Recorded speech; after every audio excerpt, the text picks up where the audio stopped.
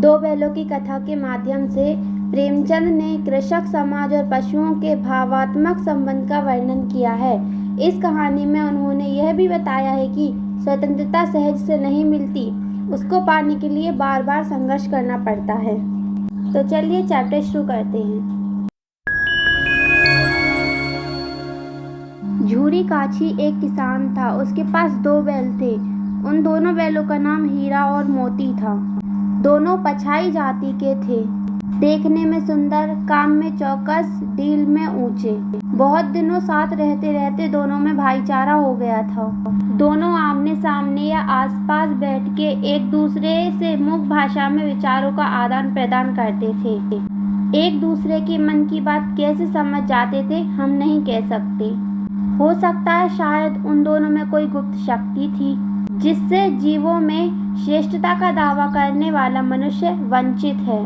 दोनों एक दूसरे को चाटकर और सूंघकर अपना प्रेम प्रकट करते थे।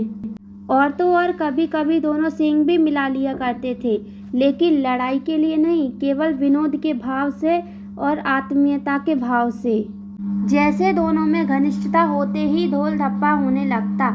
इसके बिना तो मानो जैसे उनकी दोस्ती अधूरी ही थी, जिस पर ज्यादा विश्वास नहीं किया जा सकता।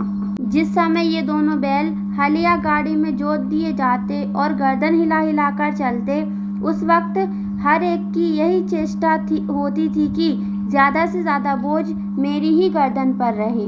दिन भर के बाद दोपहर या संध्या को दोनों खुलते तो एक दूसरे को चाट चूट कर अपनी थकान मिटा लिया करते। नांद में खली भूसा पड़ जाने के बाद दोनों साथ उठते, साथ नांद में मुंह डालते और साथ ही बैठते थे। एक मुंह हटा लेता तो दूसरा भी मुंह हटा लेता था। संयोग की बात, झूरी ने एक बार गोई को ससुराल भेज दिया। बैलों को क्या मालूम वे क्यों भेजे जा रहे हैं। समझे मालिक ने हमें बेच दिया। अपना यूं बेचा जाना उन्हें अच्छा लगा या बुरा, कौन जाने। पर झूरी के साले गया को दोनों बैलों को घर तक गोई ले जाने में दांतों पसीना आ गया। अगर गया उन्हें पीछे से हाँकता तो दोनों दाएं बाएं भागते, और पगड़िया पकड़कर अगर आगे की ओर खींचता तो दोनों पीछे की ओर जोर लगाते, और अगर मारता तो दोनों सींग नीचे करके हुंकारते, मानो अगर ईश्वर ने उन्हें वाणी दी होती। तो झूरी से पूछते, तुम हम गरीबों को क्यों निकाल रहे हो? हमने तो तुम्हारी सेवा करने में कोई कसर नहीं रखी। अगर इतनी मेहनत से काम नहीं चल रहा था तो कह देते, हम और काम कर लेते। हमें तो तुम्हारी चाकरी में मर जाना कबूल था। हमने कभी दाने चारे की शिकायत नहीं की। तुमने जो कुछ खिलाया वह सर झुकाकर खा लिया। फिर तुमने हमें इस जालिम के हाथ क्यों बेच दिया? शाम के समय दोनों बैल अपने नए स्थान पर पहुंचे। दिन भर के भूखे थे, लेकिन जब नांद में लगाए गए तो एक ने भी उसमें मुंह न डाला। दिल भारी हो रहा था, मतलब अंदर ही अंदर उन्हें इतना बुरा लग रहा था कि जिसे उन्होंने अपना घर समझा वो आज उनसे छूट गया। ये नया घर, नया गांव, नए आदमी उन्हें बेगानों की तरह लगते थे। दोनों ने अपनी मुख भाषा में सलाह की, एक दूसरे को कनखियों से देखा और लेट गए। जब गांव में सोता पड़ गया तो दोनों ने जोर मारकर पगहे तुड़ा डाले और घर की तरफ चले। लेकिन जो पगहे उन्होंने तोड़े वो बहुत मजबूत थे। कोई इसका अंदाजा भी नहीं लगा सकता कि कोई बैल उसे तोड़ भी सकता है, पर उन बैलों ने उन्हें तोड़ दिया। पर उन दोनों में इस समय दूनी शक्ति आ गई थी। एक एक झटके में रस्सियां टूट गईं। झूरी जब सुबह सोकर उठा तो उसकी आंखें खुली की खुली रह गईं। जब देखा कि दोनों बैल चरनी पर खड़े हैं। दोनों बैलों की गर्दनों में आधा आधा गराम लटक रहा था। घुटनों तक पांव कीचड़ से भरे हैं और दोनों की आंखों में ही विद्रोह में स्नेह झलक रहा था। झूरी उन दोनों बैलों को देखकर बहुत खुश हो गया, दौड़कर उन्हें गले लगा लिया। सच में प्रेम भरा वह दृश्य बड़ा ही मनोहर था। घर और गांव के लड़के जमा हो गए और तालियां बजा बजाकर उनका स्वागत करने लगे। गांव के इतिहास में यह घटना भूतपूर्व न होने पर भी महत्वपूर्ण थी। बाल सभा ने निश्चित किया कि दोनों पशुवीरों को अभिनंदन पत्र देना चाहिए। तो कोई अपने घर से रोटियां लाया, कोई गुड़, कोई चोकर तो कोई भूसा। एक बालक ने कहा, ऐसे बैल तो किसी के पास भी नहीं होंगे। तो दूसरे बालक ने समर्थन किया कि इतने दूर से दोनों अकेले ही चले आए। तो तीसरा बोला, बैल नहीं है वो, उस जन्म के आदमी हैं आदमी। इसका प्रतिवाद करने का किसी को साहस नहीं हुआ। लेकिन इन सब में भी कोई एक ऐसा था जिसे उन दोनों बैलों का वापस आना पसंद नहीं आया, और वो थी झूरी की पत्नी। जब झूरी की पत्नी ने बैलों को द्वार पर देखा तो जल उठी। बोली, कैसे नमक हराम बैल हैं कि एक दिन भी वहां काम न किया और तुरंत भाग खड़े हुए। लेकिन झूरी अपने बैलों पर यह आपेक्ष न सुन सका और कहने लगा, नमक हराम क्यों, चारा दाना ना दिया होगा तो क्या करते बेचारे। स्त्री ने रौब के साथ कहा, बस तुम ही तो बैलों को खिलाना जानते हो, और तो सभी पानी पिला पिला कर रखते हैं। झूरी ने चिढ़ाया, चारा मिलता तो क्यों भागते। स्त्री चिड़ी और बोली, भागे इसलिए कि वे लोग तुम जैसे बुद्धुओं की तरह बैलों को सहलाते नहीं, बल्कि खिलाते हैं और रगड़कर जोतते भी हैं। ये दोनों ठहरे कामचोर, भाग निकले। अब देखूं कहाँ से खली और चोकर मिलता है। सूखे भूसे के सिवा कुछ नहीं दूंगी, खाए चाहे मरे। और झूरी की पत्नी ने जैसा कहा वैसा ही हुआ। मजूर को कड़ी ताकीद कर दी गई कि बैलों को खाली सूखा भूसा दिया जाए। जब बैलों ने नांद में मुंह डाला तो फीका फीका, ना कोई चिकनाहट ना कोई रस। क्या खाएं, आशा भरी आंखों से द्वार की ओर ताकने लगे। लेकिन झूरी को यह सब देख अच्छा नहीं लगा।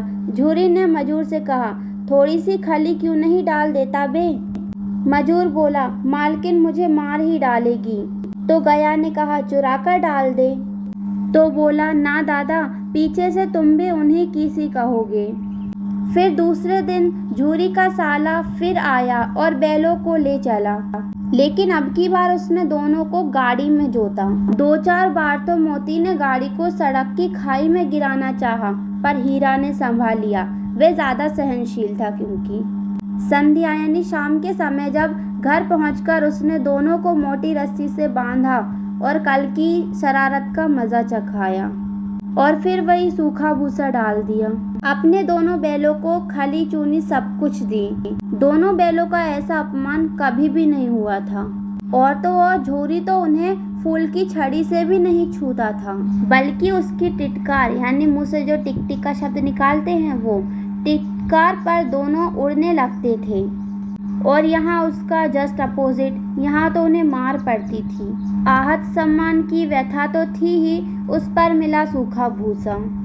नांद की तरफ आंखें तक न उठाई। दूसरे दिन गया ने बैलों को हल में जोता, पर मानो जैसे उन दोनों ने पैर न उठाने की कसम ही खा ली। वह मारते मारते थक गया, पर दोनों ने पांव तक न उठाया। एक बार जब उस निर्दयी ने हीरा की नाक पर खूब डंडे जमाए तो मोती का गुस्सा काबू के बाहर हो गया। हल लेकर भागा। हल, रस्सी, जुआ, जोत सब टूट टूट कर बराबर हो गया। अगर गले में मोटी मोटी रस्सियां ना होती तो दोनों पकड़ाई में न आते। हीरा ने मुख भाषा में कहा, भागना व्यर्थ है यानी बेकार है। मोती ने उत्तर दिया, तुम्हारी तो इसने जान ही ले ली थी, अब की बड़ी मार पड़ेगी।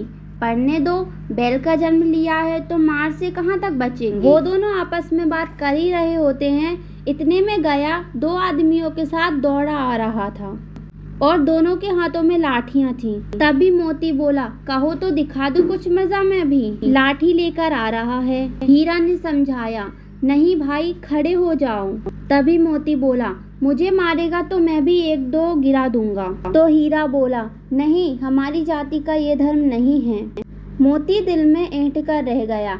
गया आ पहुंचा और दोनों को पकड़ कर ले चला। कुशल हुई कि गया ने उस वक्त मारपीट ना की, नहीं तो मोती भी पलट पड़ता। मोती के तेवर देखकर गया और उसके सहायक समझ ही गए थे कि इस वक्त कुछ ना करना ही बेहतर है। आज दोनों के सामने फिर वही रूखा सूखा सा भूसा। दोनों चुपचाप खड़े रहे। जब घर के सभी लोग भोजन करने लगे तो उस वक्त एक छोटी सी बच्ची 2 रोटियां लिए निकली और दोनों के मुंह में देकर चली गई। उस एक रोटी से उनकी भूख कहाँ ही शांत होती। पर मानो जैसे दोनों के हृदय को भोजन मिल गया हो और वो दोनों सोचने लगे कि यहाँ भी किसी सज्जन का वास है। वो लड़की भैरव की थी। उसकी माँ मर चुकी थी और उसकी सौतेली माँ उसे मारती थी और भरपेट खाना नहीं देती थी, इसलिए इन बैलों से उसे एक प्रकार की आत्मीयता हो गई थी। बेचारे हीरा और मोती दोनों दिन भर जोते जाते, डंडे खाते और शाम को थान पर बांध दिए जाते और रात को वही बालिका उन्हें 2 रोटियां खिला जाती। लेकिन फिर भी उन 2 रोटियों का महत्व इतना था कि एक एक गाल सूखा भूसा खाकर भी दोनों दुर्बल न होते, मानो जैसे वो 2 रोटी उन्हें आत्मीय शांति और शक्ति प्रदान करती। लेकिन फिर भी उनकी आंखों में और रोम रोम में विद्रोह का भाव भरा हुआ था। एक दिन मोती ने मुख भाषा में कहा, अब तो नहीं सहा जाता हीरा। तो हीरा ने बोला, क्या करना चाहते हो? तो मोती बोला, एक आध को सींग पर उठाकर फेंक दूं?